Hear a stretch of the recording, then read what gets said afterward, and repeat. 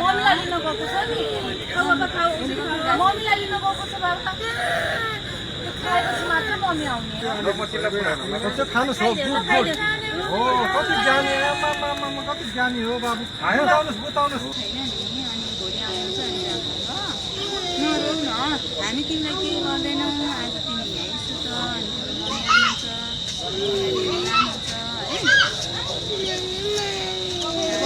mummy आउनुहुन्छ बाबु ल बिस्कुट तिम्रो मम्मी आउँदै हुन्छ तिम्रो मम्मी अब आज हेर न यस्तो अँध्यारो भइसक्यो कसरी आउनुहुन्छ भोलि आउनुहुन्छ हेर त तिमीलाई यहाँ कस्तो जोडेको छ यो खाऊ अनि मम्मीलाई नि है मम्मीको नाम मम्मीलाई लिन गएको छ नि मम्मीलाई लिन गएको छ बाबा खाएपछि मात्र मम्मी आउने